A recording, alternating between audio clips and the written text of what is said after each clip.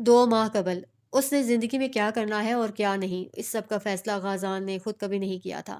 اس کا فیصلہ اس کا باپ کرتا تھا۔ اس کو کس کلاس میں کتنے مارکس لینے ہیں، کون سی پوزیشن لینی ہے، کب پڑھنا ہے، کب کھیلنا ہے، کس سے دوستی رکھنی ہے، کس سے بات کرنی ہے، کب سونا ہے، کب جاگنا ہے، کس کلاس میں کس مضمون کا انتخاب کرنا ہے، کس موقع پر کس طرح کا طرز عمل اپنانا ہے، کب کہاں کس سے کیسے پیش آنا ہے، رشتوں کی حدود کیا ہے، زندگی کا مقصد کیا ہے، اس سب کا تعین نعیم اللہ خان کرتا تھا۔ غازان کو بذات خود کسی قسم کے انتخاب کی گنجائش نہیں تھی۔ اگر نعیم کہتا کہ آج میٹھا نہیں کھانا تو بے پناہ دل ہونے کے باوجود غازان خان پھر میٹھا نہیں کھاتا تھا۔ اس نے اپنے بیٹے کی تربیت نہیں کی تھی، اسے اپنے تابع کیا تھا۔ وہ بچپن سے ہی اسے سردار بنانے کا خواہاں رہا تھا۔ جیسے ازل سے بادشاہی کا قانون قائم ہے کہ بادشاہ کا پہلا بیٹا مستقبل کا بادشاہ ہوتا ہے، اسی طرح مہتر کا قانون بھی تھا۔ ہر سردار کا پہلا بیٹا ہی سردار بنتا ہوا آ رہا تھا۔ یوسف خان کی نااہلی کے بعد اس کو پورا یقین تھا کہ وہ سردار بنے گا۔ چونکہ کلیم اس سے زیادہ چھوٹا نہیں تھا اور سردار کے سارے گن بھی اس میں پائے جاتے تھے، اس لیے نعیم کو اس سے خطرہ لاحق ہو گیا تھا۔ جب سرور خان نے دونوں کو سرداری کے لیے نامزد کیا تب کلیم اللہ کے دل پہ گھونسا پڑا۔ اسے کبھی نہیں سوچا تھا کہ قابلیت اور ہنر کے میدان میں اس کے داجی اس کا موازنہ اس کے چھوٹے بھائی سے کریں گے، جو نہ صرف سرداری میں غیر دلچسپی دکھا رہا تھا بلکہ اسے کوئی خاطر خواہ شوق بھی نہیں تھا۔ جانے کیوں اس کے والد نے وہ اندیکھا بوجھ اس کے سر تھوپ دیا تھا۔ کلیم اللہ نہیں بننا چاہتا تھا سردار، تو کیا حرج تھا، نہ بنتا۔ زبردستی اسے وکالت چھڑا کر اس کو مہتر کے لیے دوڑ میں شامل کر دیا۔ اگر داجی نے پولو کی بجائے کوئی اور شرط رکھی ہوتی تو اسے کوئی غم نہیں تھا، وہ بآسانی جیت سکتا تھا، کیونکہ کلیم پچھلے 7 سال سے شہر سے باہر تھا۔ اس دوران اس نے اپنی تمام تر طاقت اپنی قابلیتوں کا لوہا منوانے میں نکال دی تھی۔ اس نے ہر طرح سے داجی کو راضی کر لیا تھا، چاہے وہ تیر بازی کا میدان ہو یا پہلوانی کا اکھاڑا، نجی معاملات کی لین دین اور مسائل ہوں یا پھر قبائلی تعصب کی چپکلش، کیتی کے زیر و بم ہو یا پھر انتظامی امور کے نشیب و فراز، اس نے ہر طرح سے اپنی قابلیت اور اپنی کارکردگی سے داجی کا دل جیتا تھا۔ وہ کیسے برداشت کر سکتا تھا کہ اتنے سالوں کی کڑی محنت کے بعد اس کے داجی کلیم اللہ کو سرداری کی دوڑ میں شامل کر لیں۔ کلیم نے تو گاؤں کے مسئلوں پر کبھی توجہ دی ہی نہیں تھی۔ وہ جب جب چھٹیوں میں آتا تھا، کریا کریا بلوری پہ گھومتا تھا، لوگوں سے ملاقات کرتا تھا، ان کے حال احوال دریافت کرتا تھا، ان کے مسائل کی باز پرس کرتا تھا۔ اس نے کبھی ان مسائل کو حل نہیں کیا تھا۔ اپنی ذہانت سے وہ نجی مسائل کا نقشہ کھینچ کے ان کے حل کے طریقے بتا دیتا تھا۔ داجی اس کے حل سے متاثر ہو کر ان مسائل کو ختم کر دیتے، یوں کسی بھی صلح یا فتح کے بعد کلیم اللہ کا جھنڈا وہاں لہرانے لگ جاتا۔ اس فتح میں نعیم نے کتنی محنت کی ہے، اسے کتنا کشت و لہو سے کام لیا ہے، اس کا ادراک کوئی نہیں کرتا تھا۔ اس کی مثال ایک مزدور کی طرح تھی جو ساری عمارت تو بنا دیتا ہے مگر آخر میں عمارت پر اس کے مالک کا نام کندہ ہو جاتا ہے۔ داجی چاہے کوئی بھی مقابلہ رکھتے اس کو شکایت نہیں تھی، مگر جیسے ہی انہوں نے شندور پولو کا انتخاب کیا وہ زچ ہو گئے۔ کلیم کے پاس چترال کے مسائل اور معاملات کی پہچان قدرے کم تھی، لیکن وہ ایک بہترین گھڑ سوار اور شندور پولو پلیئر تھا۔ وہ ہر سال شندور کھیلتے آیا تھا اور کھیلنے آتا تھا اور اس کی کارکردگی قابل تحسین ہوا کرتی تھی۔ ایسا نہیں تھا کہ نعیم کو پولو کھیلنا نہیں آتا تھا، وہ بھی اچھا کھیلتا تھا، مگر اس نے باقی معاملات پر بدرجہ دھیان دیا تھا۔ اس نے ہر کھیت میں قدم رکھا تھا، خود کو کئی صورتوں میں الجھانے کے بعد ان کے پاس حاصل صورت یعنی شندور پولو کے لیے مشق کی اتنی گنجائش نہیں نکل پاتی تھی جو عموماً نکلنی چاہیے۔ کلیم کا سارا دھیان ہی بلوری اور اس کی سواری پر ہوتا تھا۔ نامزدگی کے بعد شرط کا اعلان سن کے اس کا دماغ اڑ گیا تھا۔ ایسا لگا تھا جیسے داجی نے شرط نہیں رکھی، اس کی تذلیل کی ہو۔ وہ یوسف خان کی نااہلی کے بعد بغیر کوئی حدود و قیود رکھ کے بھی تو اس کا انتخاب کر سکتے تھے۔ وہ جانتے تھے کہ کلیم مہتر میں دلچسپی نہیں لیتا، پھر اس کو اس کے مقابلے میں کھڑا کرنے کی کیا منطق بنتی تھی؟ کلیم قابل تھا، وہ نہ چاہتے ہوئے بھی اس مقابلے میں جیت سکتا تھا۔ وہ جانتا تھا کہ بھلے ہی کلیم کا سرداری میں کوئی ذوق نہ ہو، مگر وہ داجی کی خواہش پر نہ صرف اس مقابلے میں بھرپور حصہ لے گا بلکہ اس مقابلے کو جیت کر سرداری کی پگڑی اپنے سر سجائے گا۔ نعیم کو اس بات کا غم لگ گیا، بلا شبہ داجی کی طرف سے زیادتی ہوئی تھی، لیکن اس نے بجائے باپ سے بات کرنے کے اپنے دل میں باپ اور بھائی کے خلاف کڑواہٹ پال لی۔ اس کڑواہٹ کا اثر اس قدر تلخ نکلا کہ وہ بے حس ہو گئے۔ جس بھائی کے ساتھ ایک تھالی میں کھانا کھایا تھا، مہتر کے لیے اس کا خون کر دیا۔ وہ کلیم کی گھوڑی کو شندور کے میدان میں بپھیرنا چاہتے تھے تاکہ وہ سرپھری ہو کر بھاگ جائے اور یوں کلیم گر کر زخمی ہو جائے۔ اس کا زخمی ہونا یعنی پیشگی سرداری کے لیے نااہل ثابت ہونا۔ تب داجی بغیر کوئی سوال کیے اس کو متحد کر لیتے اور وہ مہتر بن جاتا۔ بدقسمتی سے کلیم کا گھوڑا رمیز پہ چڑھ دوڑا۔ اگر رمیز زخمی ہو جاتا تو کمیٹی کلیم سے ब्लोरी छीन लेती और उसको कोई और घोड़ा दे देती। चूंकि कलीम को किसी दूसरे घोड़े के लम्स की पहचान नहीं थी, तो मुमकिन था कि वो डगमगा जाता, मगर बदकिस्मती से रमीज की मौत हो गई। उसे पता था कि बल्तियों ने उसको हादसा माना है, लेकिन उसका इस अलमिया को हादसे का नाम देना नईम की हार के मुतरादिफ था। उसके बाद फैसला स्कोर पे होता। कलीम का स्कोर ज्यादा था। वो ये चांस हरगिज नहीं ले सकता था। उससे जहांगीर, जो उसका दोस्त था, उसके कान भरना शुरू किए। जब हमारा कोई प्यारा मरता है तो हम इन दिनों में एक साथ कई तकालीफ से गुजर रहे होते हैं। कुछ तकलीफें बाहर की होती हैं और कुछ हमारे अंदर की। इस लम्हे हमारा दिमाग जगह पर नहीं होता, हम दीवाने हुए फिरते हैं। जहांगीर की इस दीवानगी का फायदा उसने उठाया और कलीमुल्लाह को मुजरिम मानकर मार दिया। उस दिन काय के सिरे पर उसका इरादा नहीं था कलीम को गोली मारने का। वो ये सारा काम जहांगीर के हाथों करना चाहता था। लेकिन जहांगीर डगमगा गया। उसकी डगमगाहट ने कलीम का रास्ता हमवार किया। उसको बचाव की सूरत नजर आ गई। उसने अपने दिफा में कई हाथ पैर मारे और यूं जहांगीर को जमीन बोस कर दिया। अगर जहांगीर मर जाता या जख्मी हो जाता, तो वो कलीम ना सिर्फ अपनी जान बचा लेता, बल्कि उसका सारा प्लान ही चौपट हो जाता। इसलिए उसे 2 गोलियां चलाईं और उसे मार दिया। जब जहांगीर को हकीकत पता चली तो उसने नईम से राब्ता किया। जब तब नईम चित्राल छोड़ के जा चुका था। जहांगीर ने बहुत गुस्सा किया, बहुत लानत मलामत की, लेकिन नईम ने यह कहकर उसे चुप करा दिया कि उसने कलीम से उसकी जान बचाई थी। अगर वो गोली ना चलाता तो कलीम उसे मार चुका होता। वो कलीम की मौत में अव्वल तो आखिर शामिल रहा है। अगर उसे जुबान खोल भी दी तो दोनों एक साथ सजा पाएंगे। नईम ने कहा कि उसके दाजी को सब मालूम हो गया है, इसलिए वो आग करके चित्राल से निकाला जा चुका है, मगर वो अपनी जिल्लत और रुसवाई का बदला जरूर लेगा। वो अपने मज़मूम इरादों और शैतानी नीयतों से थमा नहीं था, बल्कि अपनी पकड़ ने उसे मज़ीद शेर कर दिया था। बजाय अपनी गलती तस्लीम करने के और बावजूद भतीजे से माफ़ी माँगने के, उसने अपने बेटे को अपना मोहरा चुना और उसे तराशने लगा। ग़ाज़ान से बाप जुदा हुआ था, वो बाप जो हर वक़्त उसके सर पर साए की तरह रहता था, जो उसको पूरे दिन का शेड्यूल बना कर देता था। नईम ने अपने बेटे को सख्ती और डाँट-डपट से अपना फरमाबरदार नहीं बनाया था, बल्कि प्यार, मोहब्बत, लालच, तारीफ़ और हिर्स से अपना वफ़ादार बनाया था। इस वक़्त फ़ोन आम नहीं थे, मगर वो फिर भी खतूत के ज़रिए अपने बेटे से राब्ते में था। उसके स्कूल, कॉलेज और यहाँ तक कि यूनिवर्सिटी तक सारी तालीम के ग्रेड्स, परसेंटेज, पोज़ीशन उसने मुंतखब की थी और बिलाशुबा ग़ाज़ान ने उसे मायूस नहीं किया था। अगर उसे 96% लिख कर दिया था, तो ग़ाज़ान 97% नंबर लिए थे। वो अपने बाप की दिल से इज़्ज़त करता था, उसका दिल से ताबेदार था। 5 साल पहले जब वो लंदन जा रहा था, तो उसकी अपनी मर्ज़ी शामिल नहीं थी, लेकिन ये उसके बाप का फ़ैसला था, तो उसे सर तस्लीम हम करना पड़ा। नईमुल्लाह जानता था कि वो अपने बेटे को लंदन भेज के क्या कुछ हासिल करने वाला है। उन्होंने चित्राल की सरज़मीन पर खेती की तालीम हासिल की थी, बीज की बुआई से फसल की कटाई तक, सारा इंतज़ाम उन्होंने सँभाला था। और एक मेहतर के लिए यही चीज़ इंतहाई अहम होती है, इसलिए उसने गाज़ान को लंदन भेजा, ताकि वो वहाँ से खेती-बाड़ी और मईशत में डिग्री लेकर आए और यहाँ चित्राल की सरज़मीन पर अपनी अक्ल और ज़हानत की धाक बिठा ले। लंदन में अभी 4 साल ही हुए थे कि जब उसकी माँ मुस्फिरा बीमार पड़ गई। उन्हें टीबी हुआ था। अपने मर्ज़ से वो 2 माह भी नहीं लड़ पाईं और दुनिया से चली गईं। वो अपनी माँ की मौत पे लंदन से वापस आया, उसकी डिग्री मुकम्मल हो गई थी। यहाँ आके नईमुल्लाह ने उसे 2 हफ़्ते का भी माँ का सोग नहीं मनाने दिया, क्योंकि वो जानता था कि यूसुफ खान ने 18 साल से चलती खोवार और बल्तियों को की दुश्मनी को पिछले साल ख़त्म कर लिया है और इस साल यकीनन नया सरदार चुना जाएगा। उसे इल्म था, इसलिए उसने रोग और सोग पे वक़्त ज़ाया करने की बजाय बेटे को यूसुफ खान की नज़रों में आला मकाम बनाने का हुक्म दिया। इस वक़्त वो अपनी माँ की कब्र पे घुटनों के बल बैठा हुआ था। पहलू में फूलों से भरा शॉपर था, जिससे वो मुट्ठियों में फूल भर-भर के मुसफ़िरा की कब्र पर डाल रहा था। उसके कान से फ़ोन जुड़ा हुआ था, जहाँ नईमुल्लाह कह रहा था, तुम्हें अपनी माँ का सोग नहीं मनाना गाज़ी, तुम्हारे पास इतना वक़्त नहीं है। अपनी माँ की कब्र पे बहाने के लिए तुम्हें आँसू भी मिल जाएँगे और वक़्त भी। वो बहुत शफ़ाक़ियत से कह रहा था। उसके फूल डालते हाथ थम गए। इस वक़्त तुम भूल जाओ कि तुम्हारी माँ मरी है। तुम निकलो इस रोग से और इस भेड़िए यूसुफ़ खान की नज़रों में अपना मकाम बनाओ। मुझे गिलगित से रमक पड़ी है, गाज़ी के इस साल ही नए सरदार का ऐलान किया जाएगा। तुम्हें उसकी तैयारी करनी है। बेकार बातों पर वक़्त ज़ाया नहीं करो, मर्द हो तुम। इस उम्र में रोते हुए अच्छे लगोगे। मुसफिरा की इतनी ही उम्र लिखी थी, हम अल्लाह के कामों में मुदाखलत नहीं कर सकते। इसलिए तुमसे तकदीर का लिखा जानकर कबूल कर लो और अपनी सरदारी की तैयारी करो। अब तुम लंदन से वापस आ चुके हो, तुम्हारी उम्र भी सरदारी के लायक हो गई है, इसलिए अपने असल मकसद की तरह की जदोजहद में लग जाओ। इसी लम्हे उसे गाज़ान की सिसकी सुनाई दी।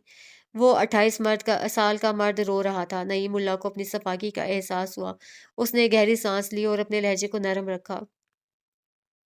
गाजी, मेरे बच्चे, तुम्हारी माँ वहाँ चली गई है जहाँ से वापस कोई नहीं आता, लेकिन तुम्हारा बाप ऐसी जगह है जहाँ से वापस आ सकता है।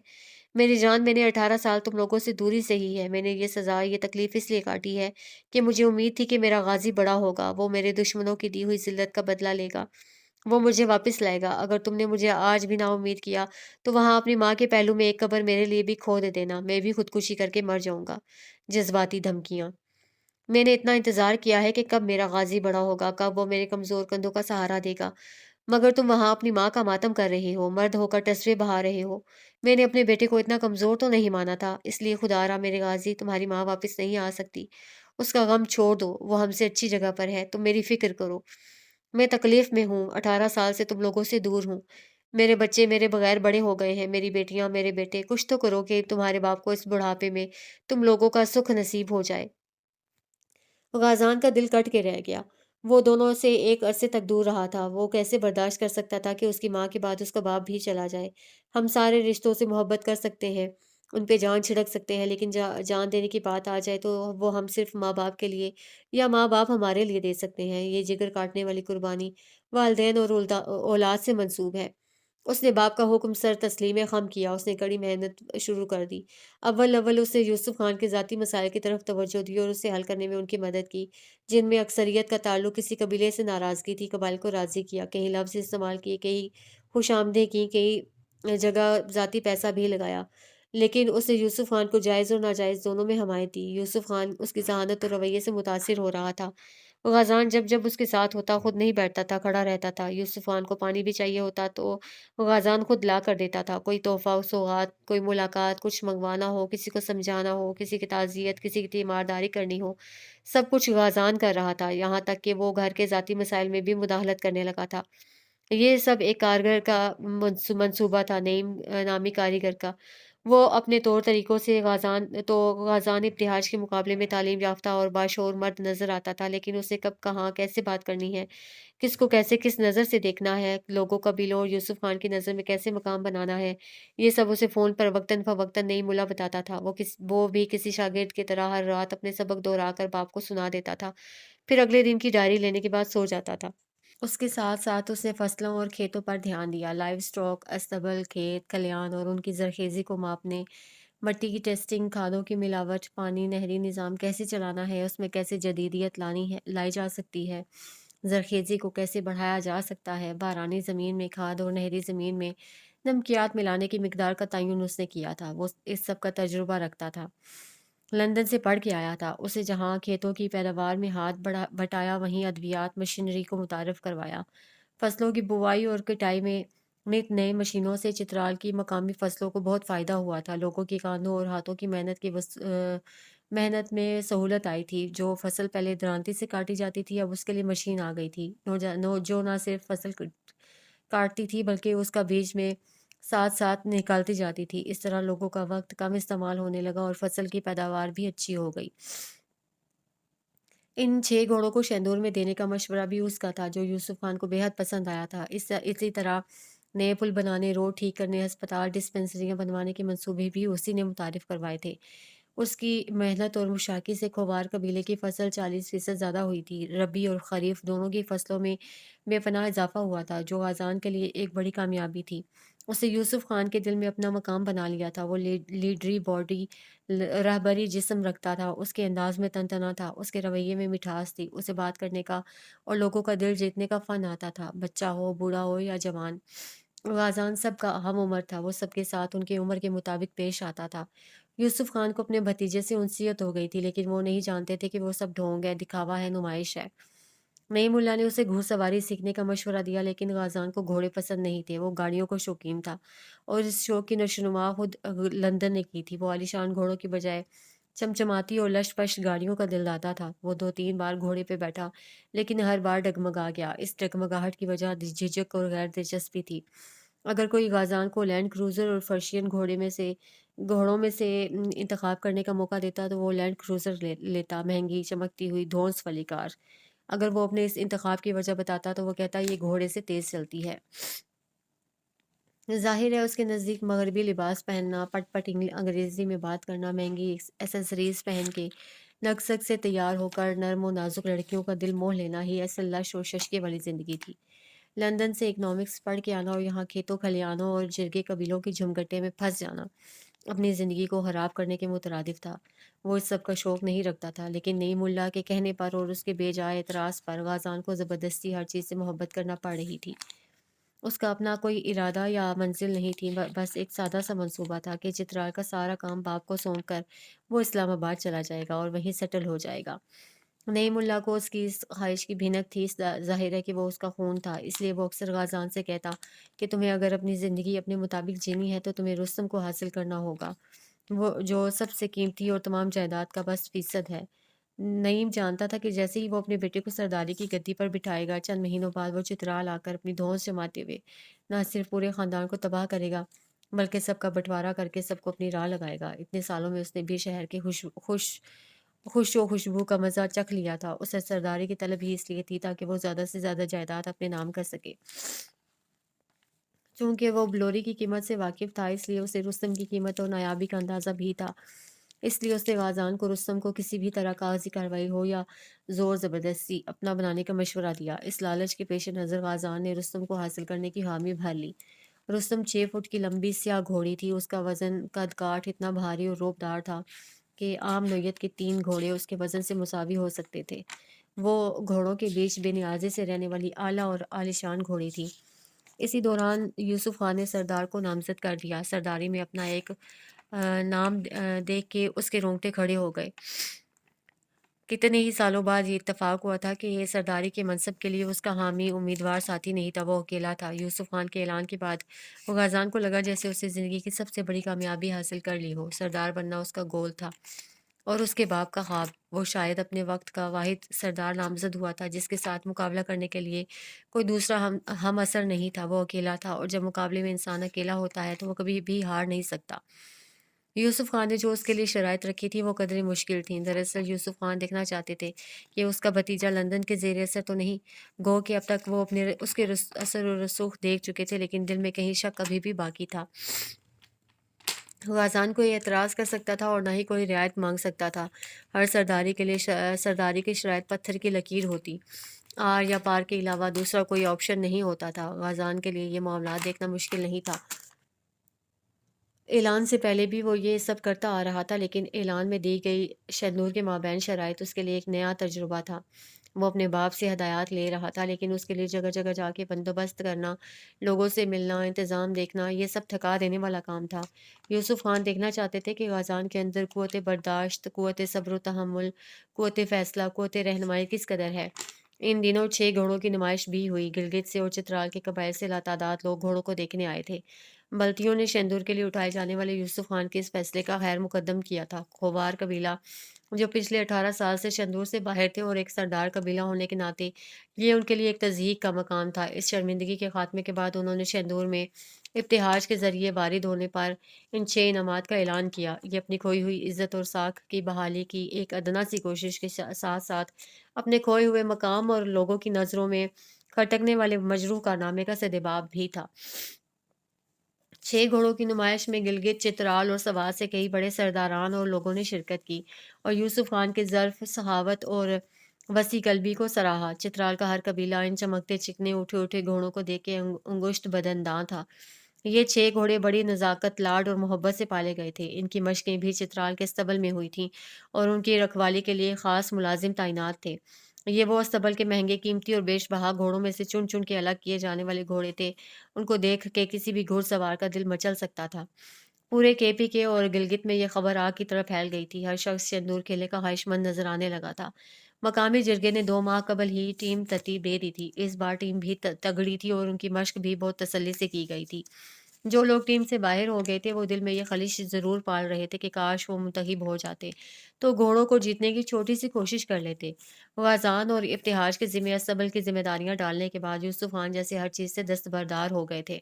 ان کو اپنے قبیلے کے حالات بہتری کی طرف جاتے ہوئے دکھائی دے رہے تھے۔ ان دنوں غازان کو سرداری کا بخار چڑھ گیا تھا، اس کی گردن میں سریا آ گیا تھا، وہ ہر کسی سے بات کرنے سے گریز کر رہا تھا۔ اس نے چند مخصوص لوگوں کے ساتھ اٹھنا بیٹھنا شروع کر دیا تھا۔ یوسف خان کو اس میں پیشگی سردار کی جھلک نظر آنے لگی تھی۔ وہ اکھڑا اکھڑا سا بے نیاز رہنے لگا تھا۔ اس کا سارا فوکس شرائط کی ادائیگی پر تھا۔ اس نے اس معاملے میں ابتہاج کو بہت تنگ کیا۔ غازان نے محنت شروع کر دی تھی۔ جہاں وہ یوسف خان کی جی حضوری کرتا تھا، وہیں وہ یوسف خان کو ابتہاج سے بدظن کرتا تھا، کیونکہ نئی ملا جانتا تھا کہ سرداری کے مقابلے میں غازان کا ایک ہی حریف ہو سکتا ہے، اور وہ ابتہاج خان تھا۔ لیکن اس کے ساتھ ساتھ اسے اس بات کی ڈھارس بھی تھی کہ ابتہاج ان پڑھ اور جاہل ہے، اور سردار ان پڑھ نہیں ہو سکتا تھا۔ یہ چترال کا قاعدہ تھا، مگر باپ کی شفقت اور محبت سے مجبور ہو کر اگر اس نے ابتہاج کو موقع دیا تو ممکن تھا کہ وہ غازان کو شکست دے دیتا، کیونکہ غازان کلیم کی طرح کئی سال باہر رہا تھا، اور ابتہاج اس کی طرح چترال کے چپے چپے سے واقف تھا۔ اگر اس کا نام اس فہرست میں ڈال دیا جاتا تو اسے فننگ فہرست آنے سے کوئی نہیں روک سکتا تھا۔ بے شک اس نے پڑھائی نہیں کی تھی، مگر یوسف خان قبائل کو اس شرط کو نظر انداز کرنے کے لیے مائل کر سکتے تھے۔ اس لیے اس نے ابتہاج کو یوسف خان کی نظر میں اتنا برا بنا دیا کہ یوسف خان نے اس حوالے سے بات کرنا ہی بند کر دیا۔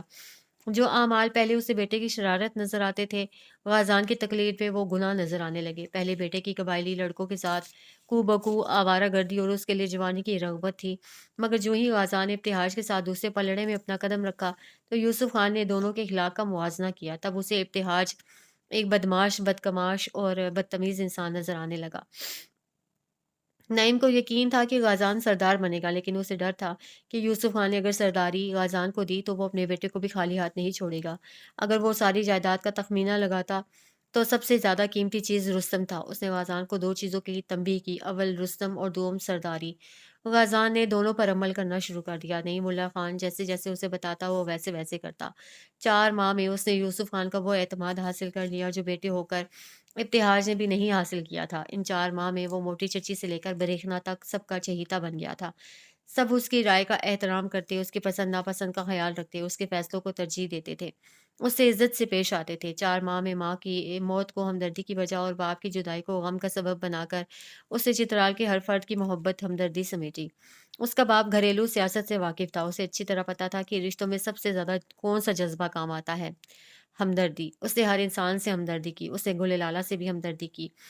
وہ ہر چیز کو منصوبے کے ساتھ چلا رہا تھا۔ اس کی زندگی میں اگر کھانے کا وقت نکل جاتا تو اس لیے نہیں کہ وہ کہیں مصروف تھا، بلکہ اس لیے کہ آج اس کے باپ نے اسے کھانا کھانے سے منع کیا تھا۔ اپنے اعلان کے گھمنڈ میں آ کر اس نے ابتہاج کو بہت تنگ کیا تھا۔ ابتہاج جو بچپن سے ہی اپنے باپ کی آنکھوں میں کڑتا تھا، کھٹکتا تھا، جوانی کی دہلیز پہ وارد ہونے کے بعد وہ اپنے باپ کو اپنے کردار سے راضی نہیں کر پایا تھا۔ وہ برا تھا، برا ہی رہنے والا تھا۔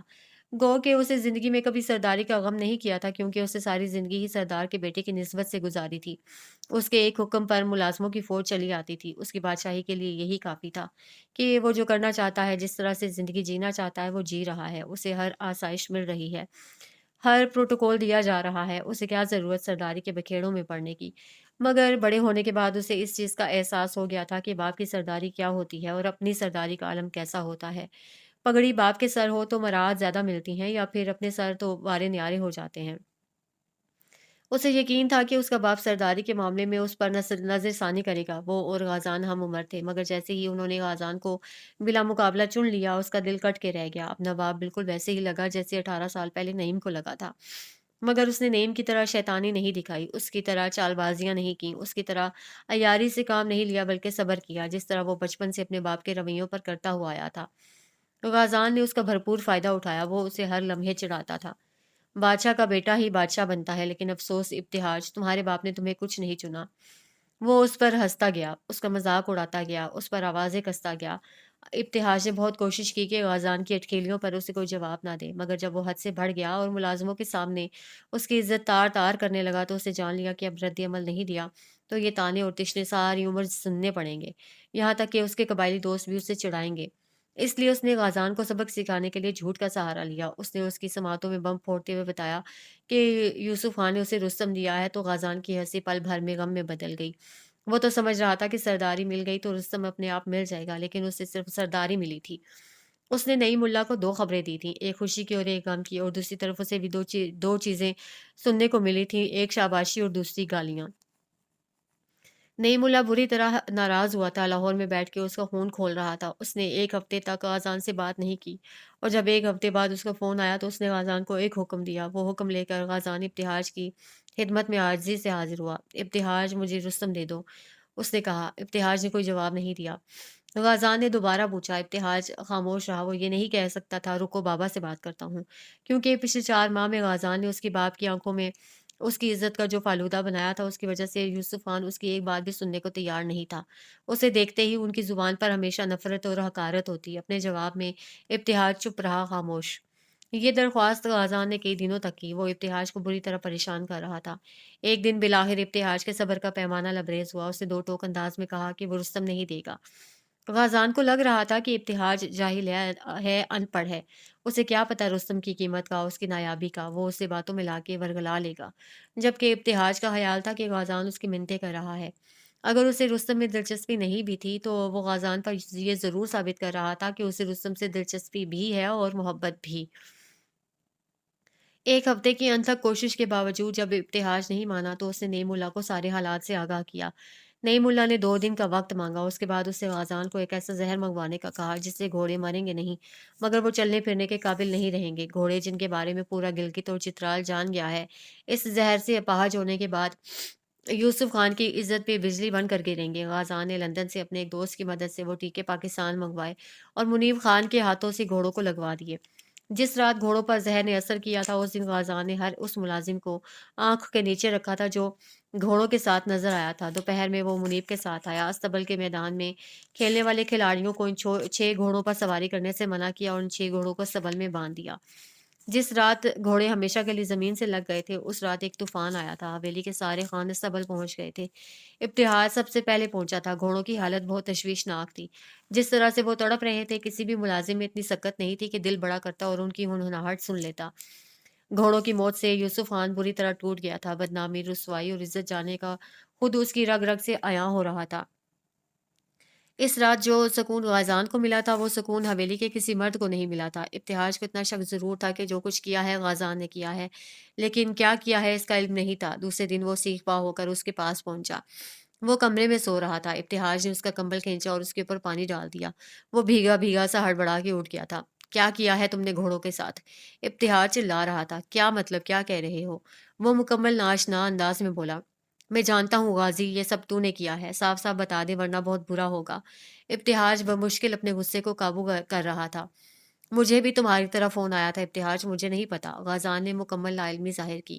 ابتہاج نے گھٹنا بیڈ پہ رکھا اور جھک کے اس کا کالر پکڑ لیا۔ میں بچہ نہیں ہوں غازی، میں تمہارے جتنا ہوں، مجھے بے وقوف نہیں بناؤ، میں سب جانتا ہوں۔ اچھا ہوگا تم خود اپنے منہ سے بول دو کہ تم نے کیا کیا ہے۔ اس نے کہا کہ اسے بھی فون کیا گیا تھا، لیکن اس طویل بحث اور جھگڑے میں تنگ پڑ کر غازان کے نے منہ سے ایک فکرہ نکالا۔ اگر میں نے کچھ کیا ہے مسٹر ابتہاج تو اسے ثابت کرو۔ وہ اپنے کالر چھڑا لیے اور وہیں پہ ابتہاج زچ ہو گیا۔ وہ کیسے ثابت کرتا؟ اس کے پاس ثابت کرنے کے لیے کچھ نہیں تھا۔ نہ اختیار، نہ تعلیم، نہ قابلیت، نہ سہولت اور نہ ہی کسی کا ساتھ اور مدد۔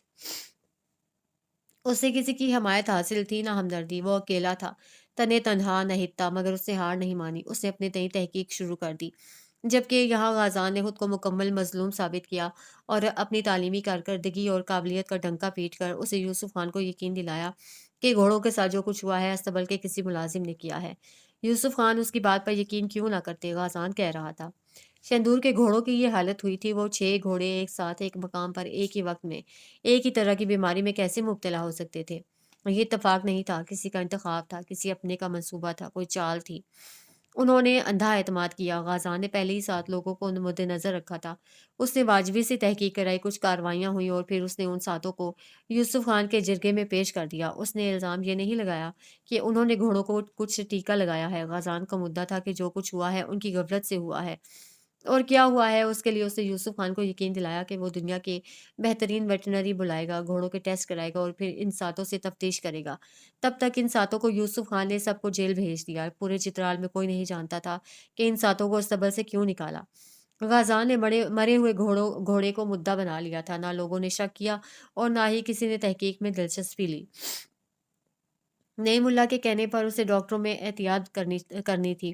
غازی، تم نے ان ڈاکٹروں کا انتخاب کرنا ہے جو تمہارے علاقے کی ریت رسم اور رواجوں کو نہ جانتے ہوں، عموماً شہری ڈاکٹر۔ یہ اس لیے ضروری ہے کہ تم ان کو اپنی باتوں سے ورگلا سکو گے اور دوسری طرف یوسف خان کو شہر کے ڈاکٹرز ہونے کا لارا دے کر اس کا اعتماد بھی پالو گے۔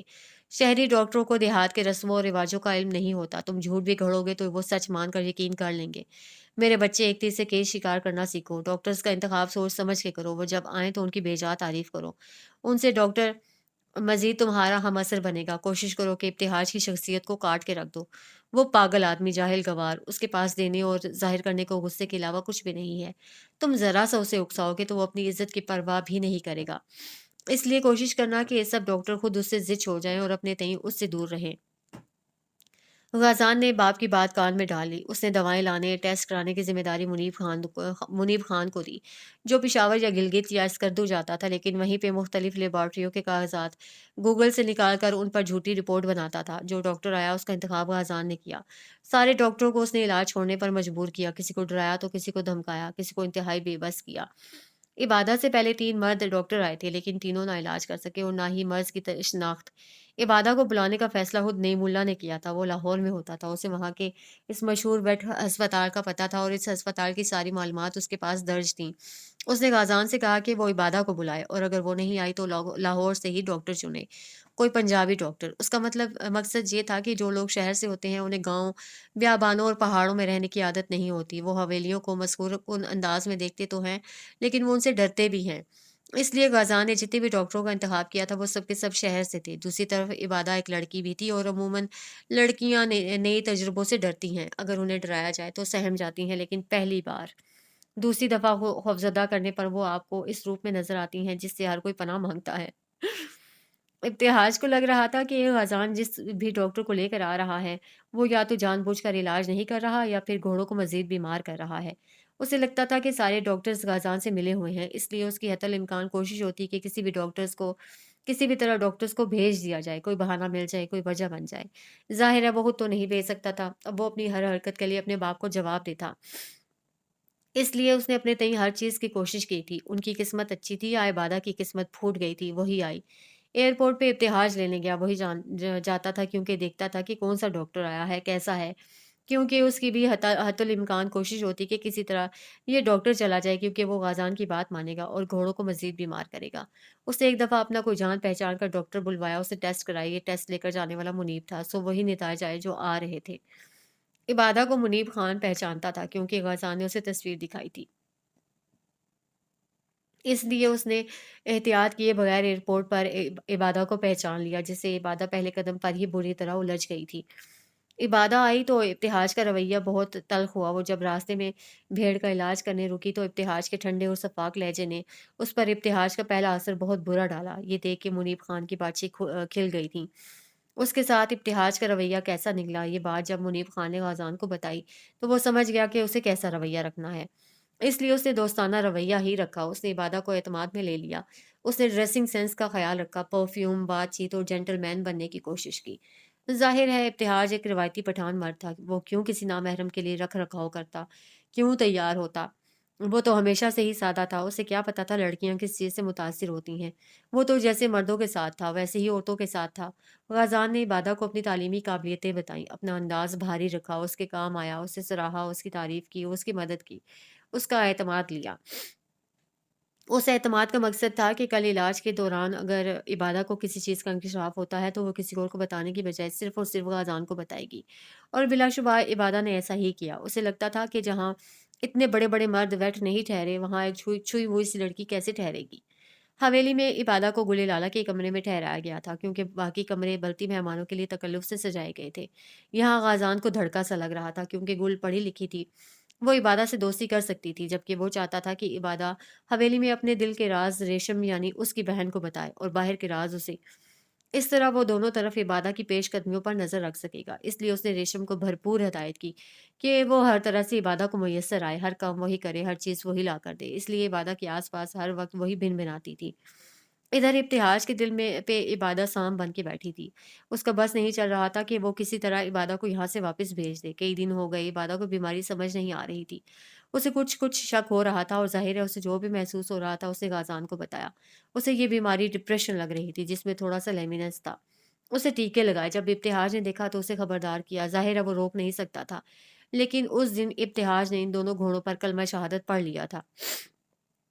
جب عبادہ نے غازان کو بتایا کہ اسے بیماری کا شک ہو چکا ہے، وہ اپنے استاد یعنی طارق سر کو بھی سب بتا رہی ہے، تو غازان نے اسی رات سوچ لیا کہ اب عبادہ خطرناک ہو رہی ہے، وہ دھوتی کھول سکتی ہے، لہٰذا اسے چلے جانا چاہیے۔ उसने मुनीब खान से कहकर उन 2 घोड़ों को असली ज़हर दे दिया। अगले रोज़ उसने मुनीब खान की मदद से घोड़ों का खून लिया और उसे पेशावर से उनकी रिपोर्ट्स लाने का कहा। रिपोर्ट्स लाने के बाद मुनीब खान सीधा अज़राए हमदर्दी इब्तिहाज के पास चला गया और उससे घोड़ों के मरने की हकीकत बताई। इब्तिहाज अपने जज़्बात पर काबू नहीं रख सका, उसने वो रिपोर्ट्स जाके यूसुफ़ खान को दिखा दी। यूसुफ़ खान ने अव्वल तो बेटे की बात पर यकीन नहीं किया, मगर जब मुनीब खान ने लेबॉरेटरी का नंबर मिला के दिया और यूसुफ़ खान ने खुद बात की तो पता चला कि वाक़ई घोड़े ज़हर से मरे हैं। रिपोर्ट्स में क्या लिखा है वो वाली ज़ुबान सिर्फ़ डॉक्टर जानता था, इसलिए यूसुफ़ खान को यकीन था कि अगर इबादा ने अपनी इस हरकत से इनकार किया, तो वो उसे रिपोर्ट्स दिखा देंगे। शाही मस्जिद में इबादा से मिलने से कबल उसने गाज़ान को वो रिपोर्ट्स पकड़ा दी। गाज़ान ने यूँ साबित किया जैसे वो जानता ही नहीं कि उसे क्या पकड़ाया जा रहा है। यही मासूमियत उसने इबादा के सामने दिखाई। इबादा ने इब्तिहाज को मुजरिम मानकर न सिर्फ गाज़ान की बरी-उज़्ज़िमा कर दिया, बल्कि उसे अपनी चाल मज़ीद कामयाब करने का हुक्म भी दिया। इबादा के लिए टिकट लाने का मशवरा गाज़ान का था, जो उसने मुनीब खान को बताया। मुनीब खान ने इब्तिहाज को बताया और इब्तिहाज बाकी टिकट ले आया। वाज़ान ने इस मामले की लगाम यूसुफ खान के हाथ में देकर खुद को बरी कर दिया। उसने यूसुफ खान को मुजरिम ठहरा दिया कि वो घोड़ों को अस्पताल ले जाने की इजाज़त नहीं देता, उसे चित्राल की फ़िक्र है।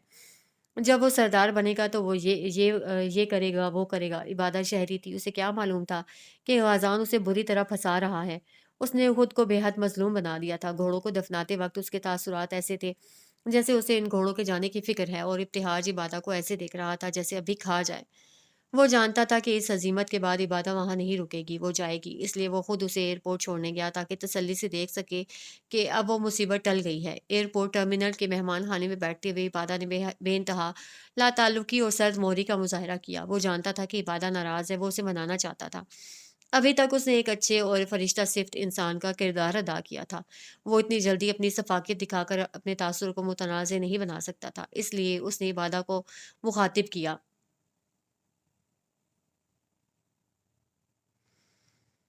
खुद को मज़लूम और बेकस बनाया। जब इबादा ने पूछा कि रिपोर्ट्स कौन लाया था, तो उसने इब्तिहाज का नाम लगा दिया।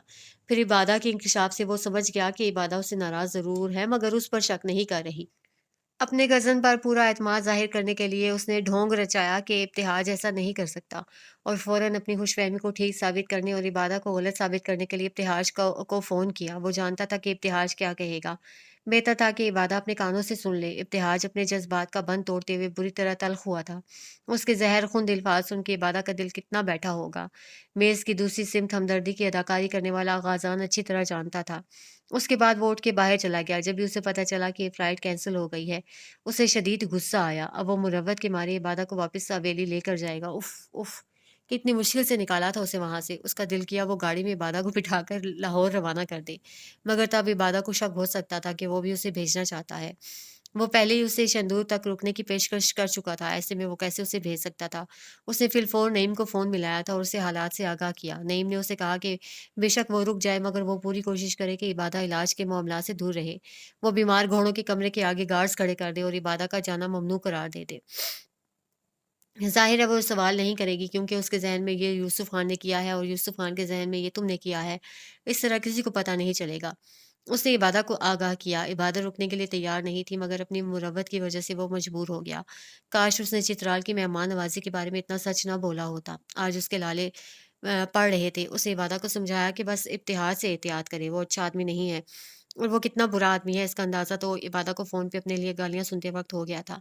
बड़े ही खट्टे दिल और पुरसाने दिल से वो इबादा को वापस हवेली लाया था, मगर वहाँ आते ही उसने कुल को इबादा के लिए उछलते देखा। तब वो समझ गया कि दोस्ती इबादा और गुल की हुई है, रेशम और इबादा की नहीं। उसने रेशम को बुलाकर उससे बास-पुरस की, तो रेशम ने बताया कि तब तक दोनों की दोस्ती हो रही थी, जब तक गुल अपने कमरे से दूर थी। मगर जब से उसे कमरा लिया है, रेशम बेबस हो गई है, मगर तब गाज़ान ने उसे मज़ीद चौकन्ना रहने का हुक्म दिया। इस सारी कशमकश में वो एक चीज़ भूल गया था कि सरदारी के लिए कबायली सरदारान का राज़ी होना भी लाज़मी है। कैलाश का सरदार उससे नाराज़ था। पहले उसे मनाना ज़रूरी था। जैसे ही उसे पता चला कि कैलाश में फ़ौतगी हुई है और हवेली में ठहरे कैलाशी मेहमान वापस जाना चाहते हैं, वो भी उनके साथ जाने के लिए तैयार हो गया। इस वक़्त उसे सहन में इबादा नज़र आई। हवेली से दूर रखने, अपने इलाके की खूबसूरती में उसे मसरूफ़ रखने के लिए ये एक अच्छा बहाना था। यूँ वो ज़्यादा देर हवेली में नहीं रह सकेगी और उसे साथ ले जाकर वो कैलाश की सैर करवाएगा, जिससे उसके किरदार से इबादा मज़ीद मुतासिर हो जाएगी। उसने इबादा को पेशकश की तो पता चला कि गुल और वो पहले से ही तैयार हैं, इसलिए बादल नवासा उसे गुल को भी ले जाना पड़ा। वहाँ जाकर उसने दोनों को अकेला छोड़ दिया। वो जानता था कि इबादा एतराज़ करेगी मगर गुल नहीं। गुल को उसके और इबादा के दरमियान चलने वाली इस पुरतकल्लुफ़ जज़्बे की पहचान हो रही थी, जिसे इबादा अपने तईं दबा रही थी। वो इबादा की उस निस्वानी कमज़ोरी का भरपूर फ़ायदा उठा रहा था। नादान लड़कियाँ कितनी जल्दी दिल दे दे बैठती हैं। कैलाश का सरदार नहीं माना था, जाने उसे क्या मसला था। नईम के बारे में शाह सरदार जानता था कि उसने कत्ल किया है, मगर ये बात ना नईम को पता थी और ना ही गाज़ान को। शाह सरदार चश्मदीद गवाह था, वो देख सकता था कि नईम अपनी चालों में कामयाब हो रहा है। वो यूसुफ खान के मकाम पर नहीं थे कि गाज़ान को सरदारी से हटा देते। यूसुफ खान बेशक भतीजे पर अंधा एतमाद करके अपने भाई की सफाकियत को भूल गया था, मगर वो अपने दोस्त की शहादत को यूं ज़ाया नहीं कर सकता था, इसलिए अपने तईं उससे जितना हो सकता था वो कर रहा था। अगर गाज़ान पूरा चित्राल उसको पेश कर देता तो वो इनकार कर देता। अगर कलीम के खून के आगे चित्राल तो क्या पूरी दुनिया कोई मायने नहीं रखती थी। मकामी विरसे तो बहाने थे। असल खोवारियों से नफरत इसी बेरहमी और सफाकी की वजह से थी। अपनी बेइज्जती पर वो बहुत गुस्से में शाह सरदार के घर से निकला था। उसे बाहर आते ही फ़ौरन नईम को फ़ोन मिलाया। बाबा मैं क्या करूँ? कितनी दफ़ा समझाऊँ? मैंने बारहा कोशिश करके देख ली, ये मान के नहीं दे रहे। वो बहुत ज़्यादा झुँझला गया था। तुमने जितना करना था कर लिया, अब उनको जहन्नुम में भेज दो और वापस हवेली जाओ। दफ़ा करो ये सब। उन्होंने रुखाई से कहा। गाज़ान थक गया था, उसे बाप की बात अच्छी लगी। अब भाड़ में जाए शाह सरदार। वो दोबारा नहीं आएगा। बातों ही बातों में उसने बताया कि वो गुल और इबादा को साथ लाया है, उनको कैलाश घुमाना चाहता है। जब ही नईम का माथा ठिनक गया, शाह सरदार उसे अरसे से अपनी हठधर्मी की वजह से ज़लील कर रहा था। ये अच्छा मौका था उसे सबक सिखाने का। उसने गाज़ान को बहराम के बारे में बताया। बहराम पहले ही कैलाश में अपनी चोरी और बदमाशी से बदरजहाँ मशहूर हो गया था। वो सयाहों को लूटता था। उसने गाज़ान को गुल और इबादा के पास जाने से मना किया और बहराम को इबादा के पर्स की बू सूंघाई। बहराम अपनी नीयत की वजह से पहचाना जाता था, वो क्यों कर पीछे हटता। वो भी इस सूरत जब उसे ये लालच दी गई थी कि इबादा के पर्स में पर्स में बेतहा पैसा है। वो भूखे कुत्तों की तरह शिकार की तलाश में निकल पड़ा। गाज़ान को पता नहीं था कि बहराम गुल को ज़ख्मी कर देगा। वो गुल को किसी कीमत पर ज़ख्मी होता नहीं देख सकता था। वो बचपन से उसे मोहब्बत करता हुआ आया था। वो उसे तकलीफ में देखकर सिसक उठा था। ऊपर से इबादा की लापरवाही ने उसे मज़ीद तैश दिला दिया। क्या ज़रूरत थी उसे पर्स ना देने में इतनी देर करने की? अगर वो पहले ही बोल पर अपना पर्स उसके हवाले कर देती, तो गुल इतना बड़ा कट लगने से महफूज़ हो जाती, मगर उसने अपनी कमगली से उस मासूम को चोट पहुँचा दी। एक लम्हे के लिए दिल चाहा खींच के एक ज़ोरदार चमाट उसके मुँह पर मारे, मगर वो अपने ओढ़े हुए अच्छाई के मलम्मा को उतार नहीं सकता था, इसलिए ज़बर का घूंट पी के रह गया। ग़ज़ान को गुल की चोट से ठेस पहुँची थी, मगर नईम जानता था कि ये चोट उसे कितनी बड़ी मुसीबत से बचा सकती थी। अगर कल सरदारी के मामले में शाह सरदार ने कोई ऊँच-नीच की, तो वो कैलाश में हुए गुल पर हमले को वजह बनाकर उनको वहीं खामोश कर देंगे। इसलिए गुल का खून बहे या उसके बाप का, उसे किसी की परवाह नहीं थी। सेंदूर बेहद करीब आ गया था। 1 हफ्ते के अंदर वो घोड़ों को ठीक नहीं कर सकते थे। उसने यूसुफ खान को बुरी तरह बेबस किया था। वो जानता था कि अब वक़्त आ गया है प्लान बी एक्टिवेट करने का। प्लान बी था बिलावास्ता रुस्तम का हसूल। अब 6 घोड़ों की बजाय रुस्तम सेंदूर में वक़्फ होगा। यूसुफ खान ने उस दर्द को अपने सर से हटा के हस्बे मामूल गाज़ान की झोली में फेंक दिया था। ये तो यूँ हो गया जैसे चोर को तिजोरी की चाबी पकड़ा कर कहा जाए कि इसकी रकम की हिफाज़त करो। यूसुफ खान ने जो किया था वो नईम ने चाहा था। वो चाहता था कि यूसुफ गाज़ान को ये ज़िम्मेदारी सौंप दे। उसने गाज़ान को बताया कि जब यूसुफ खान बेयारो मददगार रह जाएगा और अपनी ही दस्तार तले दबने लगेगा, तब तुमने अज़राए हमदर्दी उन्हें तसल्ली देनी है कि तुम सब सँभाल लोगे। जब शहदूर करीब हो जाएगा और इस कठिन मामले का संजीदगी से सद्जवाब करना होगा, तब तुम रुस्तम की नीलामी का ऐलान करना। ये ऐलान इस मकाम पर करना जहाँ यूसुफ खान को बात करने या एतराज़ करने का मौका ना मिल सके। तमाम बल्ती और चित्राली कबायली सरदारान की मौजूदगी के अलावा कोई ठीक मकाम कौन-सा हो सकता था? इसलिए उसने जलंधर की ज़मीन पर ये राज़ खोल दिया। जैसे सोचा था वैसे ही हुआ। जय मकाम पर यूसुफ खान कुछ बोल नहीं सके। सरदारों की मौजूदगी में वो ना इस बात से इनकार कर सके और ना ही उसका खुलकर इकरार कर सके। ग़ज़ान ने उन्हें भंवर में फँसा दिया था। उन्होंने रात में उसको अपनी ख़ाबगाह में तलब किया। प्लान बी के पार्ट ए को भी एक्टिवेट करना था। उसे वही क्यों कुछ कहा जो नईम ने बताया था। उसने पूरी कोशिश की कि अपने जज़्बात, अपने तासुरात और लहज़े से ये साबित कर सके कि वो रुस्तम को बचाना चाहता है। खुद उसको कोई दिलचस्पी नहीं है, वो तो बस गुल लाला से मुख़लिस है, इब्तिहाज को फ़ोक़ियत दे रहा है। चित्राल की इज़्ज़त का निगहबान है। खुद वो इस कदर बेनियाज़ और बेमफ़ाद है कि कोई भी उसकी मासूमियत पर शक ना करे, जबकि वो एक तीर से 2 शिकार कर रहा है। यूसुफ खान को रुस्तम के लिए राज़ी करने का मतलब शहनूर के मकाम पर इब्तिहाज को हराकर रुस्तम को अपने नाम करना था। از طے شد یوسف خان مان گئے۔ دوسری طرف اس نے بہرام کو پکڑوایا، اس کی سزا کا انتخاب بھی اس نے کیا تھا۔ وہ گل کو ملے ہوئے زخموں کی تلافی کر رہا تھا۔ بہرام نے سزا پائی تو اسے سکون مل گیا۔ کچھ دنوں بعد ابتہاج نے وہ کر دیا جس کا اسے ڈر تھا۔ وہ خود گل کو اعتماد میں لینا چاہتا تھا مگر ڈرتا تھا کہ گل جانے کیسے رد عمل دے گی۔ وہ یوسف خان کے ذریعے یہ بات پہنچانا چاہتا تھا مگر ابتہاج نے سب برباد کر دیا۔ گل کا رد عمل جنون بن کر آیا تھا۔ وہ اتنے غصے میں پہلے کبھی نہیں دیکھی گئی تھی جتنے غصے میں وہ اس دن نظر آئی تھی۔ ریشم نے اس کو گل کی جنونیت کا حال سنایا تھا۔ سن کے ہی اس کے رونگٹے کھڑے ہو گئے تھے۔ پھر جب ابتہاج اور مجاہد نے گل کو مارا تو اس کا بند بند تڑپ اٹھا تھا۔ کتنی بے رحمی دکھائی تھی ان درندوں نے۔ اس کی گل کو اتنی صفاقی سے کیسے پیٹ سکتے تھے؟ اس دن وہ مردان خانے میں موجود تھا۔ مجاہد چچا کو ہڑبڑی میں زنان خانے کی طرف جاتے ہوئے دیکھ کر وہ بھی ان کے پیچھے آیا تھا۔ زنان خانے میں داخل ہونے سے قبل جب اس نے گل کے چلانے کی آواز سنی تو انہیں قدموں سے پلٹ کے یوسف خان کے پاس گیا اور انہیں بلا کر لایا۔ جب تک وہ آتا تب تک گل بری طرح مار کھا کر بے ہوش ہو چکی تھی۔ خود کو آس پاس سے انجان اور ناواقف جان کر اس نے بھرپور اداکاری کی مگر جب گل کو بے دم سا لیٹے دیکھا تو یک بارگی وہ دہل سا گیا تھا۔ اس نے یوسف خان کا ری ایکشن دیکھے بغیر گل کو باہوں میں بھرا اور اوپر لے گیا۔ گل کے چہرے گردن پر تشدد کے نشان دیکھ کے اس کا دل چاہ رہا تھا ابتہاج کے گھٹنے توڑ دے۔ رہ رہ کر اس بے غیرت پر غصہ آ رہا تھا مگر اس وقت اسے بہت پھونک پھونک کر چلنا تھا۔ جب حالات میں کشیدگی آ جائے تو منصوبے ناکام ہو جاتے ہیں۔ اس وقت اسے نیوٹرل رہنا تھا، یعنی نہ اس طرف نہ ہی اس طرف۔ وہ گل کو کسی ایسے قدم پر آمادہ نہیں کر سکتا تھا کہ رستم اس کے ہاتھ سے چلا جائے۔ گل ابتہاج سے زیادہ جذباتی تھی۔ وہ ایک بار بھڑک اٹھتی تو اس کی چنگاریوں کو بجھانا مشکل ہو جاتا تھا۔ اس لیے اس نے بی جان کا سہارا لیا اور یوں وہ حالات سنبھال لیے۔ بی جان نے پہلے بھی کئی دفعہ گل کو ٹھنڈا کیا تھا۔ وہ دادی تھیں، ان کے پاس ہر پوتے پوتی کا علاج تھا۔ انہوں نے گل کی دکھتی رگ پر ہاتھ رکھا تو وہ مچل گئی۔ بی جان نے اسے جذباتی طور پر بلیک میل کیا اور واسطے قسمیں دیں تو وہ بری طرح گھر گئی۔ اس کے پاس کوئی انتخاب نہیں بچا، اس لیے وہ کوئی رد عمل دیے بغیر شکست خوردہ انداز میں اوپر چلی گئی۔ غازان کو تسلی ہو گئی کہ اب وہ کسی بھی طرح رستم کا نام نہیں لے گی۔ اب تک جو مسئلے اسے کھٹک رہے تھے وہ سارے حل ہو گئے تھے۔ اب صرف شندور میں پلان سی پر عمل کرنا رہتا تھا۔ اس کا پلان سی خطرناک تھا، بہت خطرناک۔ اب رستم بھی اس کا تھا اور سرداری بھی۔ اسے رستم کے ذاتی دستاویزات بنا لیے تھے۔ چونکہ گل لالہ کے پاس کوئی قانونی ڈاکیومنٹس نہیں تھے اس لیے وہ براہ راست رستم پر حق نہیں جتا سکتی، مگر شہدور میں جب رستم اس کو مل جائے تب پوری دنیا دیکھ لے گی، میڈیا ٹی وی سب اس کا نام لیں گے، تب کسی کی مجال نہیں ہوگی کہ رستم پر حق جتا سکے۔ بظاہر تو یہ ابتہاج جیتے گا مگر ابتہاج جب جیتے گا اور ابتہاج تو اس سے ہر قدم پر ہارا تھا۔ اس نے نئی ملا کو بتا دیا کہ وہ 80% اپنے منصوبے میں کامیاب ہو چکا ہے، بس 3 دن ہیں، اس کے بعد اس کے پاس سب آ جائے گا، اختیارات سے لے کر دولت و جائیداد تک۔ وہ سب کا اکلوتا وارث اور اکلوتا سردار بن جائے گا۔ ابتہاج کو رسوا کر کے، عبادہ کو ذلیل کر کے، گل کو بے بس کر کے اور یوسف خان کو مجبور کر کے وہ اپنے سارے حریفوں کو حملہ سے باز رکھنے کے لیے توڑ چکا تھا۔ اسے ڈر نہیں تھا کہ ان میں سے کوئی بھی اسے نقصان پہنچانے کی جرت کرے گا۔ عبادہ شندور سے محظوظ ہو کر لاہور لوٹ جائے گی، بیمار گھوڑے کچھ عرصے میں مر جائیں گے اور ابتہاج اس کے ساتھ جو شندور میں ہونے والا تھا کیا معلوم وہ اس کے بعد اٹھے ہی نہیں۔ بے شک وہ اس کا بہنوئی تھا مگر وہ کسی بھی رشتے کے جذبات میں آ کر اپنے منصوبے کو التوا کا شکار نہیں کر سکتا تھا۔ بہنوئی کو بعد میں دیکھیں گے، پہلے وہ سردار بن جائے۔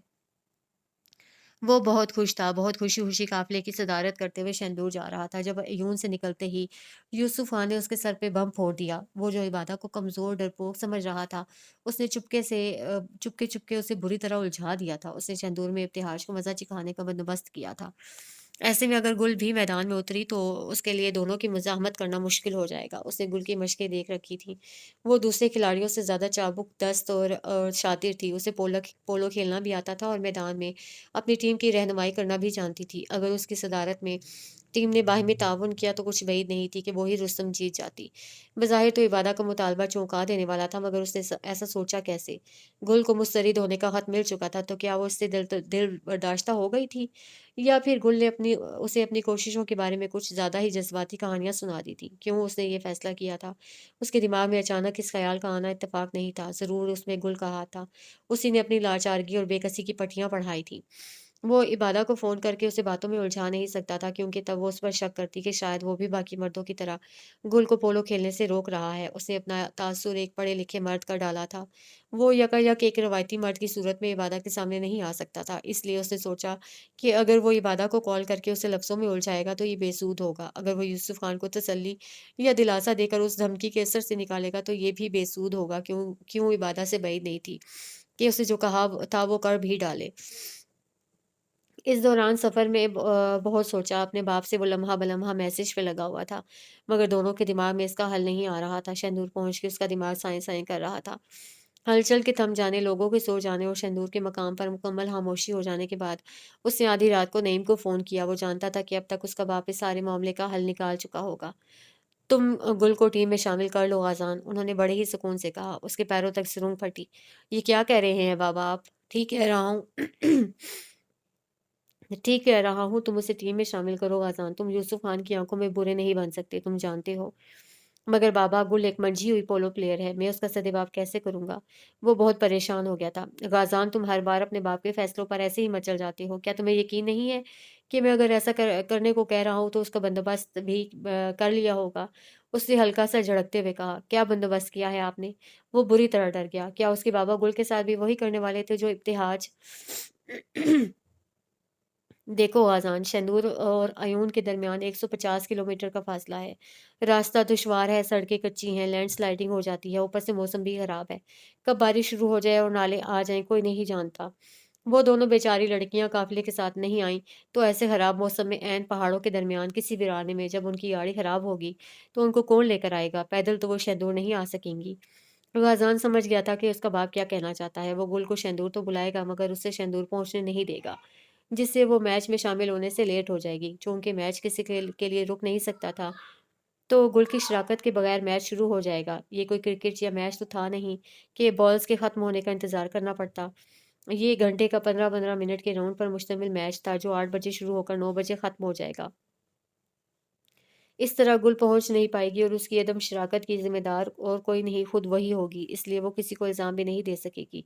और इबादा सलीम साहिबा भी अपने मुंह को सीकर बैठ जाएंगी, चाहे दुनिया उसके लिए कितने भी मसाइल खड़े कर रही थी। मगर उसके बाप के पास हर चीज़ का हल था। कभी कभार वो सोचता था कि उसका बाप कोई सियासी पार्टी क्यों नहीं बना लेता।